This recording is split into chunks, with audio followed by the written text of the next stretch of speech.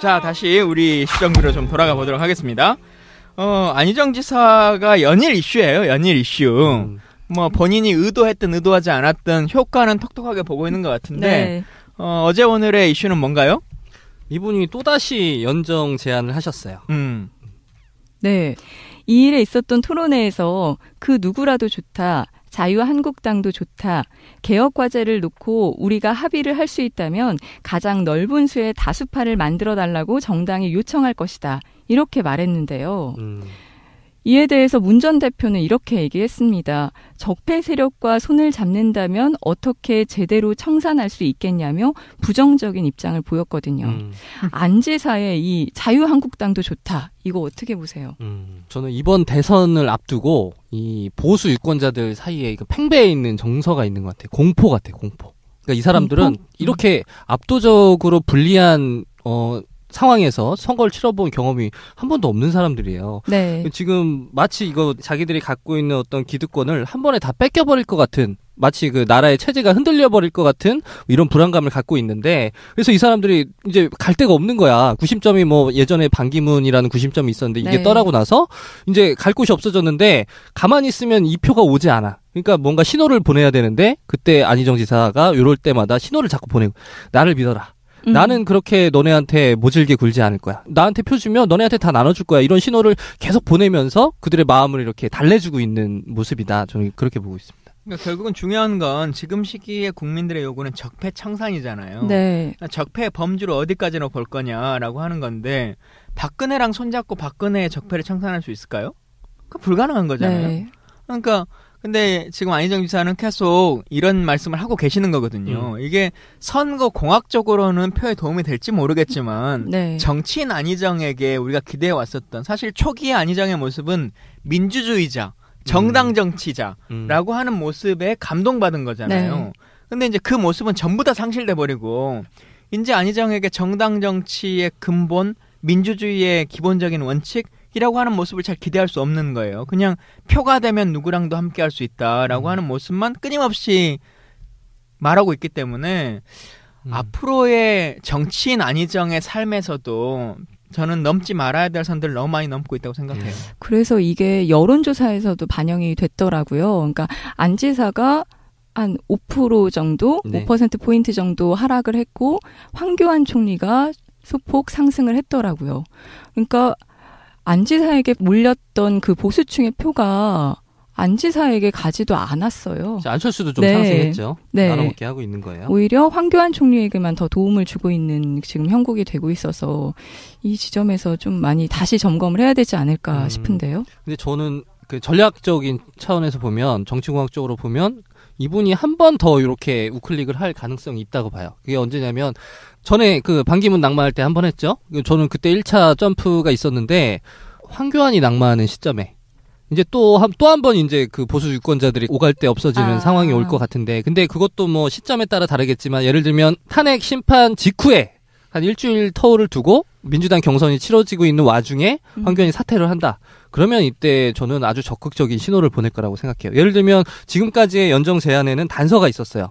그러니까 예를 들면 뭐 개혁 과제에 동참을 하면 너네까지 같이 가겠다. 네. 처음에 그 연정 제안했을 때는 새누리당하고는 같이 갈 수도 있고 안 갈 수도 있다. 라고 얘기를 했다가 점점 이 단서들이 줄어들고 있는데, 저는 만약에 황교안 낙마 시점에는 이런 단서들이 다 없어지고 난 무조건 연정해야 된다. 할 거다. 자유한국당이랑 할 수밖에 없다. 뭐 이렇게 얘기할 거라고 봐요.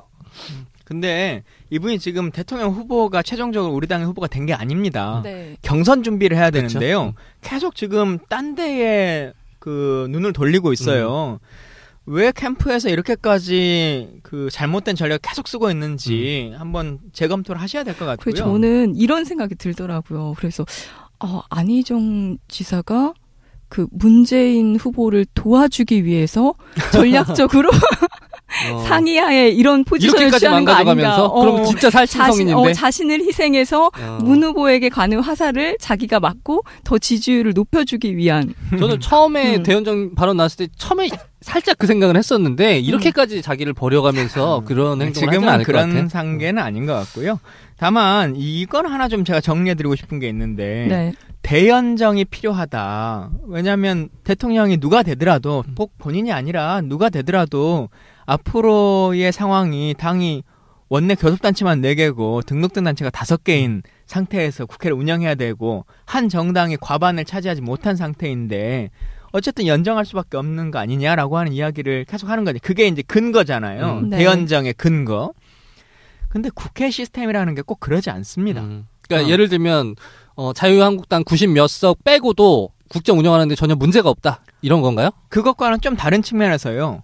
예를 들면 대연정을 해서 자유한국당이나 국민의당이나 뭐 이런 당들의 일부를 우리가 흡수해 온다 손 치면 내가 원하는 대로 할 수 있을 거냐 대통령이. 그렇게 해도 안 될 거다? 네. 자, 생각해 보세요. 예를 들면 국민의당을 소연정을 해요. 근데 지금 뭐 자유한국당에 대한 연정도 사람들이 받아들일 수 없는 건 당연한 거지만 지금 우리 지지자 입장에서는 국민의당과의 연정도 지금 솔직히 싫거든요. 그렇죠. 네. 근데 뭐 그것까지는 it's okay 한다 쳐요. 그래서 연정을 해. 그럼 연정한다는 건 결국은 뭐예요? 장관 자리 한두 개 준다는 거잖아요. 네. 총리 줘야지 뭐. 아니, 총리를 주든 장관 자리 한두 개를 주든 그럼 장관 자리 한두 개가 갔어요. 그러면은 국민의당의 의석이 한 30명이 넘는데 38석인가요? 30명인데 장관으로 한 2명이 갔어. 네. 그럼 나머지 28명은 아이고 이제 우리도 장관 2자리 얻었으니까 아무 말 안 하고 법안 통과에 다 동의해줘야지. 이 행정부가 하자는 대로 다 거술처럼 따라가야지 라고 할 것 같아요? 국회의원들이?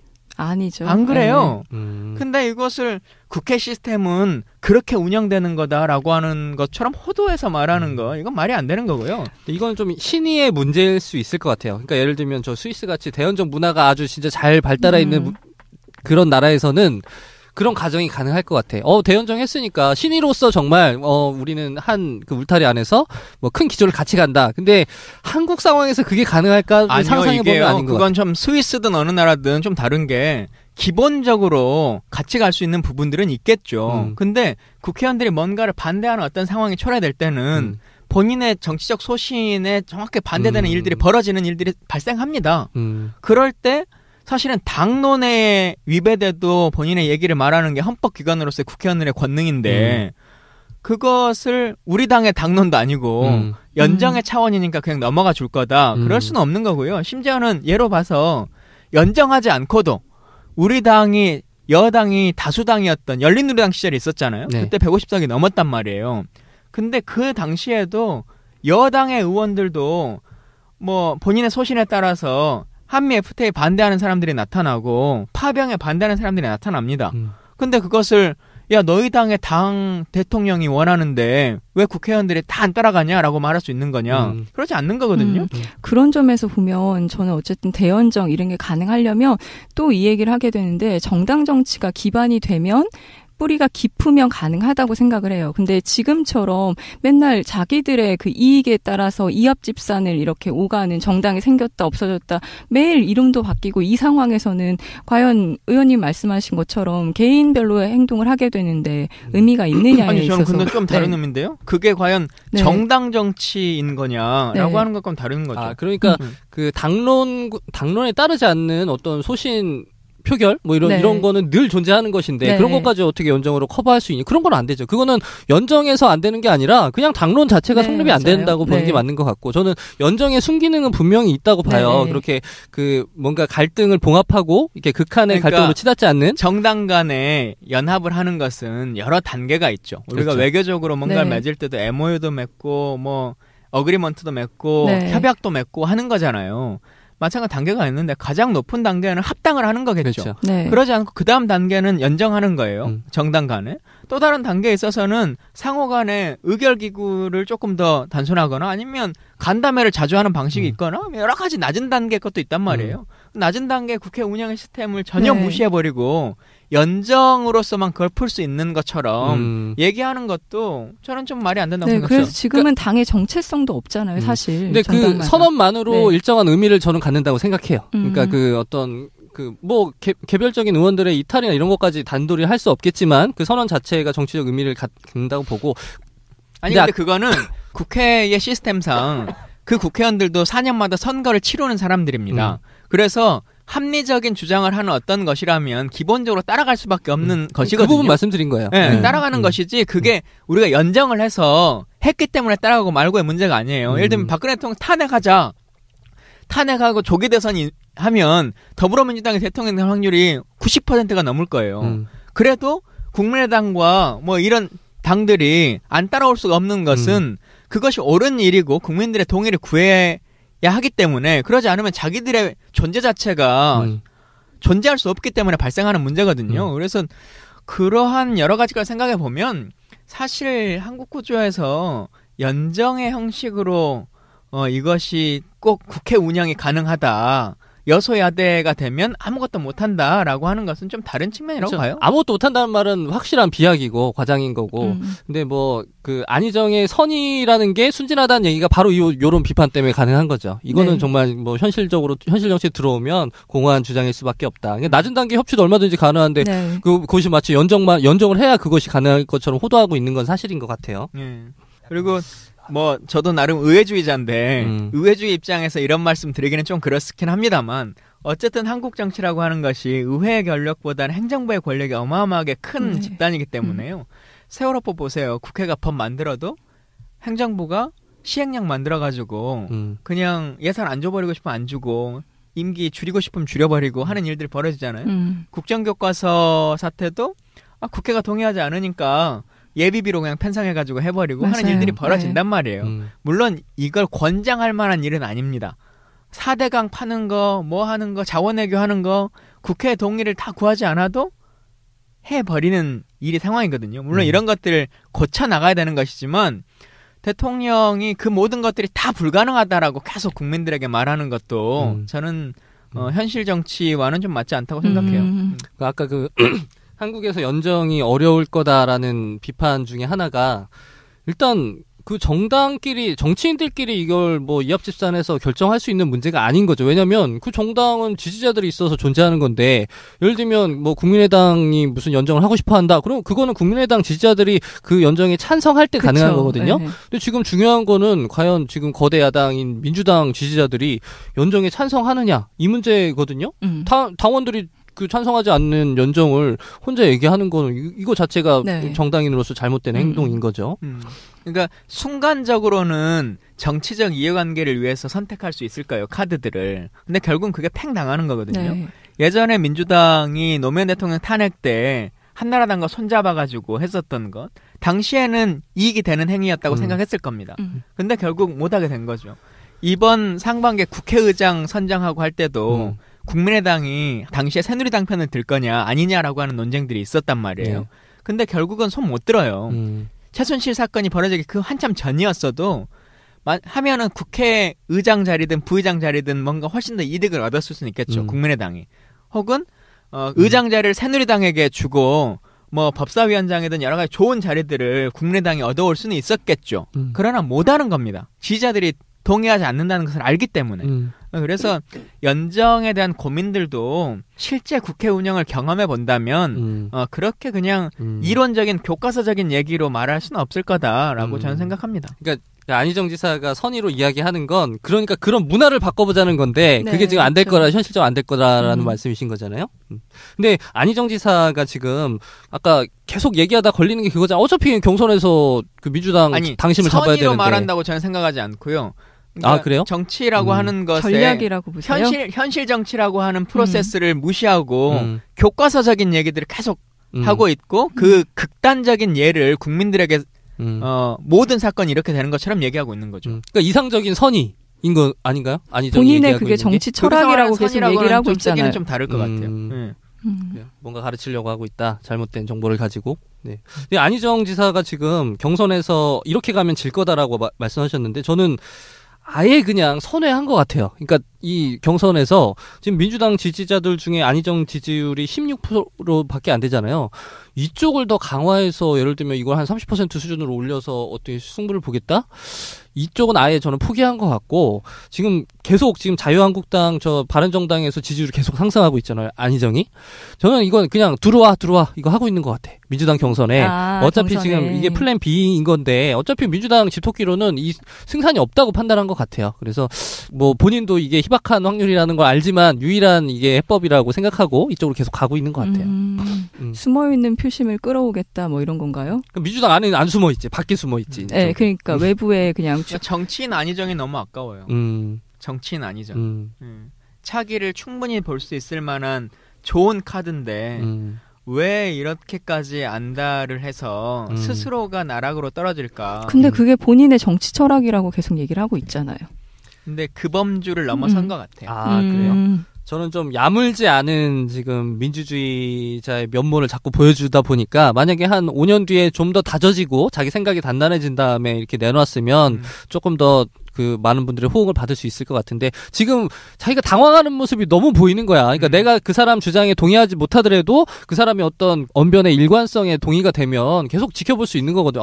나랑은 생각은 다른데 저것도 일리가 있구나. 근데 네. 지금 그게 안 되는 거야. 안희정 지사는 그 저번에 손석희 뉴스룸 나왔을 때 많은 사람들이 그 다음 그 주에 지지율이 5%가 빠졌거든요.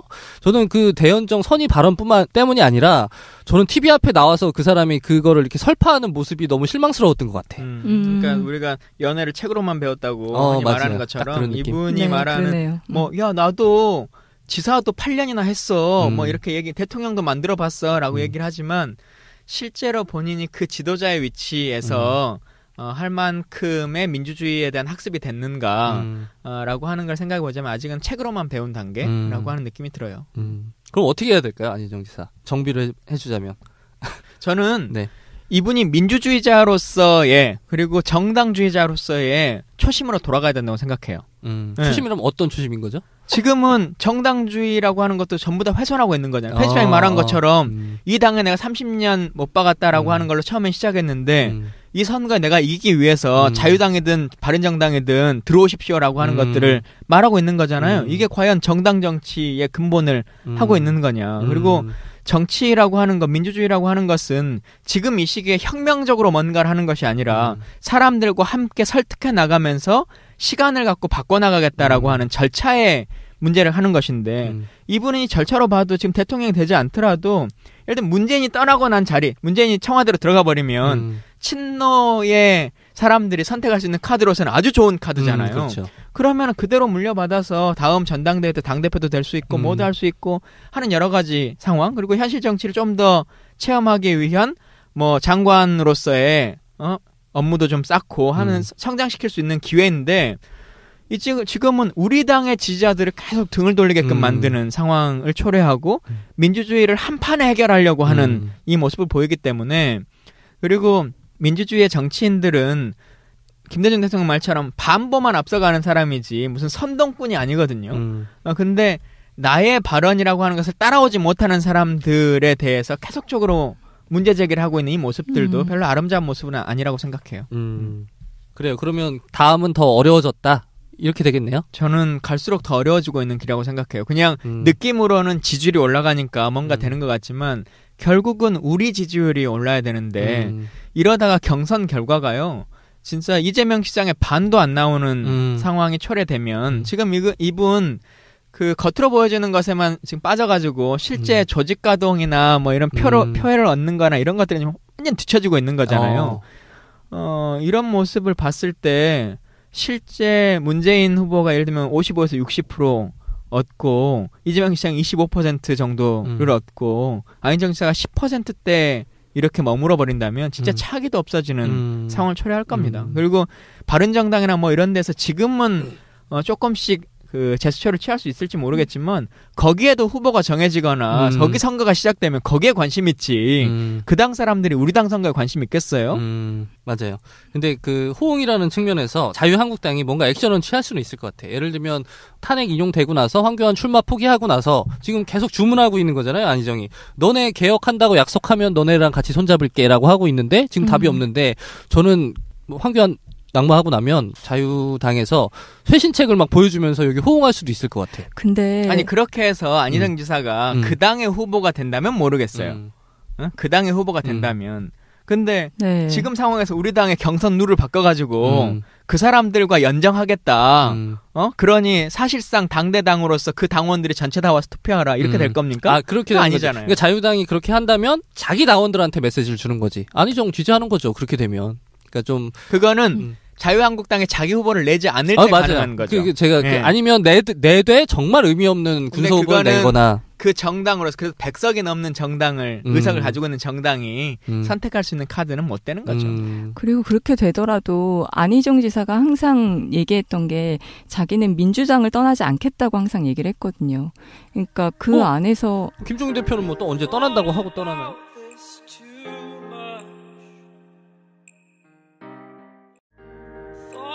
자, 다시 우리 시정비로 좀 돌아가 보도록 하겠습니다. 안희정 지사가 연일 이슈예요. 연일 이슈. 뭐 본인이 의도했든 의도하지 않았든 효과는 톡톡하게 보고 있는 것 같은데 네. 어제 오늘의 이슈는 뭔가요? 이분이 또다시 연정 제안을 하셨어요. 네. 2일에 있었던 토론회에서 그 누구라도 좋다. 자유한국당도 좋다. 개혁 과제를 놓고 우리가 합의를 할 수 있다면 가장 넓은 수의 다수파를 만들어달라고 정당이 요청할 것이다. 이렇게 말했는데요.